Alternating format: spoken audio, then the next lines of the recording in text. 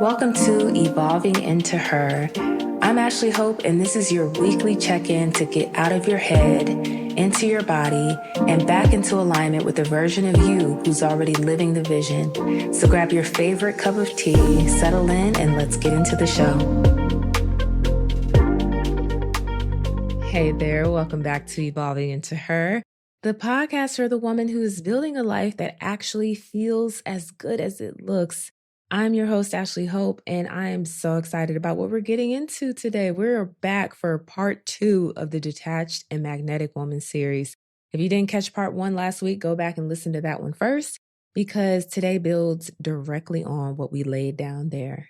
In part 1, we talked about the inner foundation of the Detached and Magnetic Woman, the work on the inside that makes non-attachment and love possible. Okay, we talked about building a whole life before partnership, not losing yourself in a relationship, doing the work to move towards secure attachment, and knowing the difference between love and fear.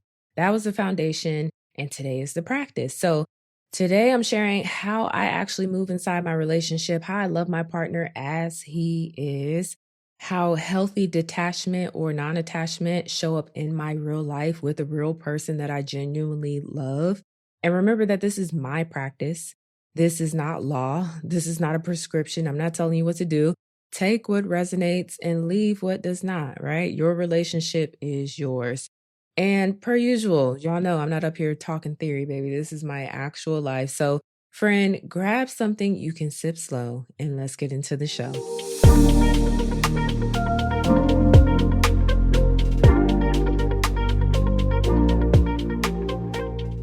All right, so today we are covering 4 anchors of the detached and magnetic woman in love, in practice.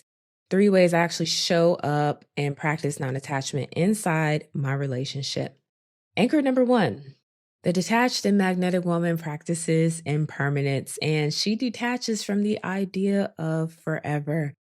And I already know some of y'all just tensed up, but stay with me here, okay?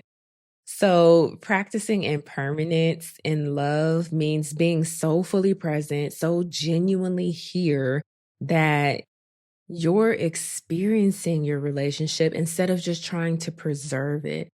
And impermanence is the understanding that everything in life is temporary, including the people we love, including the relationships we build. And when you truly accept that, something shifts. You stop taking your partner for granted. You start showing up more fully. You start choosing them more intentionally because you understand that today is a gift. Every day is a gift. I will tell y'all, I love my honey with my whole heart.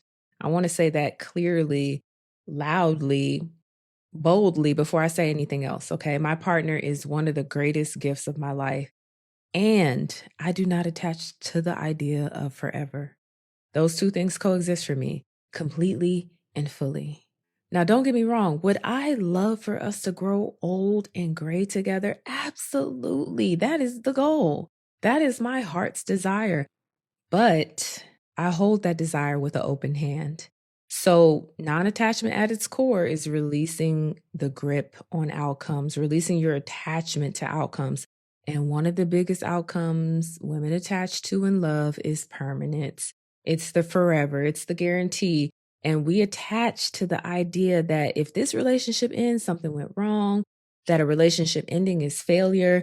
And I want to completely dismantle that if you're open to receiving it. And my honey and I have had real conversations about this, and we have an agreement. We are in this partnership for as long as it's healthy, period. For as long as we're both choosing it, both growing in it, both thriving inside of it. And if we ever reach a point where we have genuinely tried everything, where one or both of us is deeply unhappy, where it's no longer healthy for either of us, we have agreed to consciously uncouple with love, with respect, with gratitude for everything that we built together. Now, before you spiral, girl, I want you to really hear what I'm saying, okay? This is not me saying I have one foot out the door. This is me saying I am fully, completely, wholeheartedly in this relationship, and I have released the death grip on forever. So when you release the grip on permanence, the fear clears. And once the fear clears, you can finally see what you're actually choosing and you stop tolerating things you shouldn't tolerate. You stop staying past the point where you know you've already outgrown the relationship. And we've all been there. I've definitely been there. And you're here in this partnership because you want to be here. You choose your partner because you actually want them. That's what makes the love feel deep and juicy and expansive. And I also want to dismantle this. A relationship that has come to the end of its season is not a failed relationship. Depending on who you're with, some people partner with really toxic people. You have toxic, unhealthy relationships. Of course, we're not talking about that group of people. But in fairly healthy relationships, sometimes you grow apart. Sometimes the season is done. That's not a failed relationship. It served its purpose. And ideally, both people grew in the partnership. Maybe the relationship was full and real and meaningful, and then it completed. There is no failure in that. Now, this especially goes out to my anxiously attached women. The idea of impermanence, I want you to really sit with that. Every relationship you enter, every person you date, they do not have to become your forever. They do not have to become your husband. They do not have to become a long-term situation. So if it's misaligned, baby, recognize it and recognize it early and know when to detach from the idea of it looking a certain way or lasting forever. And I know this anchor is not going to hit the same for everyone, and that's completely okay. Like I said in the beginning, take what resonates, leave the rest. Some of y'all have deep faith convictions around long-term partnership and marriage that are sacred to you, and I respect that fully.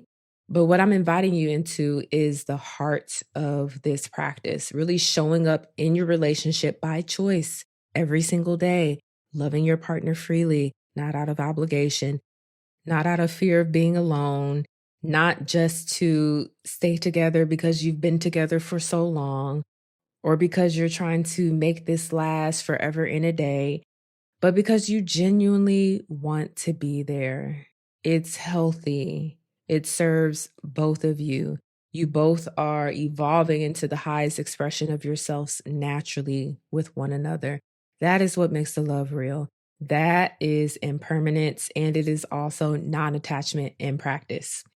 Anchor number 2 of the Detached and Magnetic Woman. Hey y'all, interrupting this episode really quickly just to remind you about my year-long journaling series called The Practice. If you didn't know, every single Sunday at 6 p.m. Central, I send out a newsletter. Just one email a week. I do not spam y'all. The email opens up with a segment called Something to Think About, and it's usually a really good mindset shift, perspective shift, a quick bite, something you can really grasp on and carry with you for the week.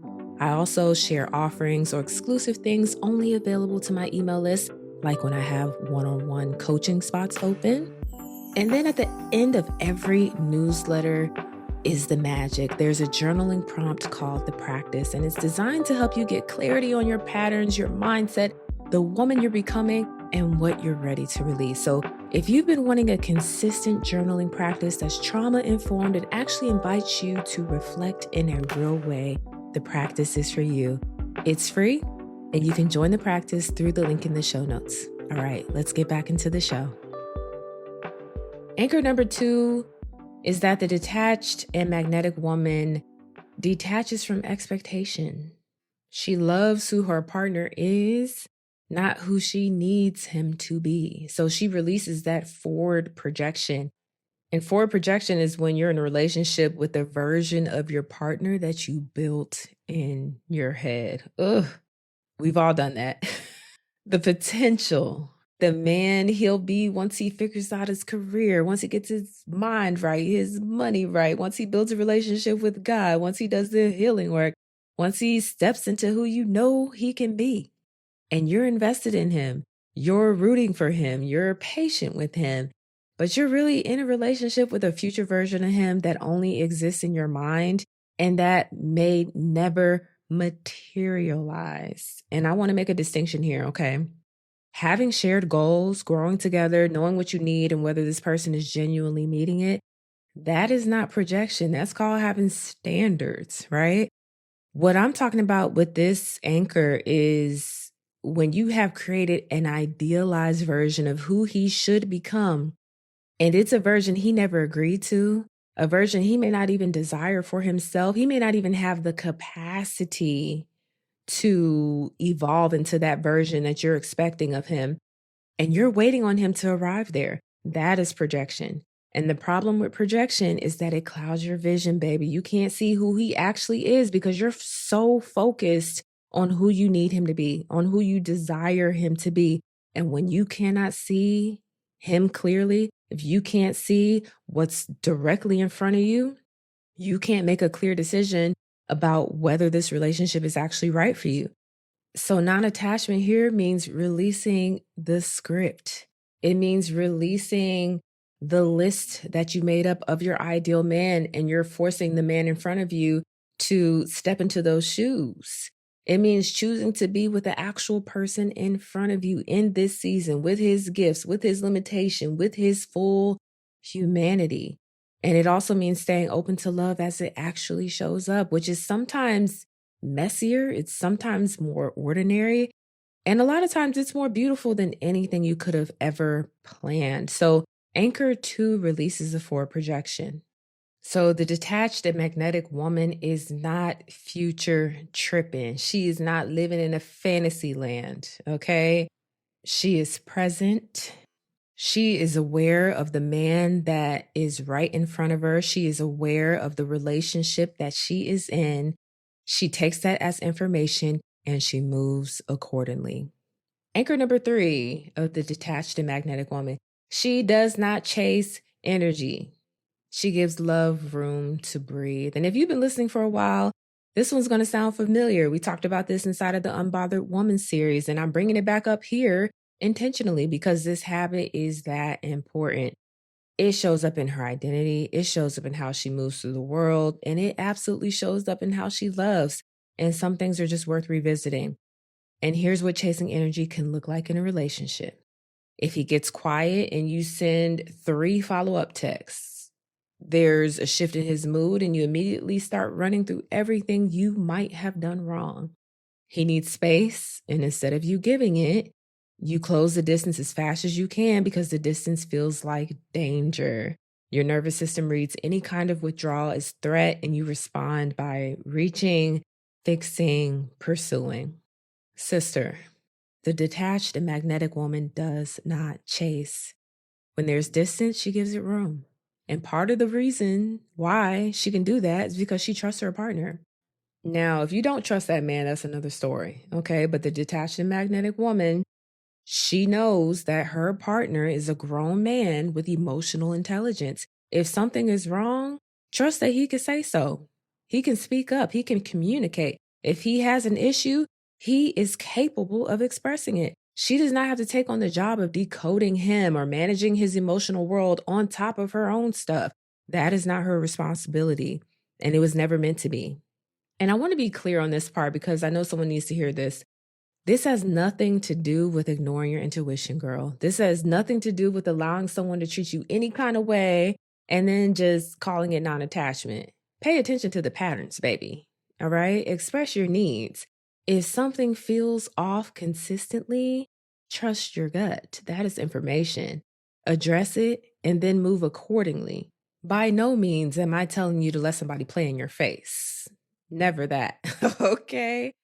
And the detached and magnetic woman, she trusts what's real without needing to constantly confirm it. She holds the relationship with an open hand. So she's secure enough in herself and in what is real between them. And she can let it breathe without reading every shift as loss or every shift as danger. And here's what that creates. It creates a relationship where both people actually have room to be, room to breathe, room to thrive, room to evolve, where he's not being pursued every time he needs space, where she is not exhausting herself trying to maintain a constant temperature, constant connection, where the connection gets to be real because neither person is performing for it or chasing it or running from it. She does not chase energy. So take off them running shoes, girl, okay? And put on your stiletto pumps in the club. And I have one more for you. This is a bonus anchor. And just to be upfront, this one doesn't really fit into the idea of non attachment, but it's changed so much of how I show up in my relationship that I could not close this episode without naming it explicitly. So consider this a bonus anchor. And it's the concept of interdependence. And y'all know I have been very open and transparent about my own attachment journey, moving from a dismissive avoidance style towards secure attachment. And one of the things I had to learn along the way is that different attachment styles struggle with the concept of interdependence in completely opposite ways. So, for dismissive avoidant people, our kryptonite is the merging. It's like our biggest nightmare. The idea of losing your identity inside of a relationship, losing your sense of self, two people becoming so enmeshed that you can't tell where one ends and the other one begins. And that's sometimes why we push people away. That's what can feel suffocating. And then on the other end of the spectrum, with anxiously attached people, they can actually love the idea of merging. Two becoming one feels like the ultimate expression of love to them, right? It feels like closeness, like safety, like finally being chosen completely or loved correctly.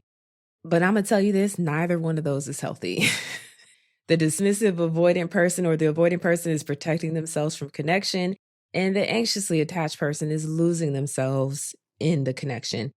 So the middle ground, the healthy place, the sweet spot, the place where a secure partnership actually lives is interdependence. And I'm going to give you a simple definition. And I want you to go research this more if it interests you, because I just can't do it any justice in this short podcast episode. So, the definition: interdependence is a healthy partnership where two autonomous individuals choose to share their lives while maintaining their own identities, their own boundaries, and their own sense of self. You've heard this before, we've talked about it. It involves mutual support, open communication, shared responsibility, and individual freedom alongside genuine connection. It differs from codependency, which is unhealthy reliance on another person, and it differs from full independence, which keeps people connected but emotionally distant or separate. The key characteristics are boundaries, reciprocity, and mutual support. Both people are whole. Both people are choosing. Both people are contributing. And we've touched on this throughout the Unbothered Woman series, and we touched on it in the last episode, but I wanted to name it explicitly today so you have the language for it. So when you're practicing it, you know exactly what to call it. So yeah, go look it up, go deeper, and build it intentionally inside of your relationship. And that's a wrap on episode 2 of the Detached and Magnetic Woman series. Next up, we're moving into money. Money, money, money, money. Y'all know I love the money and the honey. Okay, so we had to include this. And I want you to think about how much of what we talked about today applies to money as well. The gripping, the projecting, the fear of things not looking a certain way. We do all of that with money too. In the next episode, we are getting all the way into it: how the detached and magnetic woman relates to money, deals with money, and calls in more of it by releasing her grip on it, her attachment to it. And make sure you're subscribed or following the show so when that episode drops, it lands right in your feed and you get a notification for it. If this series resonated with you, please share it. Send it to a woman in your life who is doing the work, who is learning how to love well without losing herself in the process, who's ready to stop gripping and controlling and overly attaching and start receiving. Friend, thank you for spending your Tuesday with me. I am Ashlee Hope. And until next time, stay in devotion to your becoming.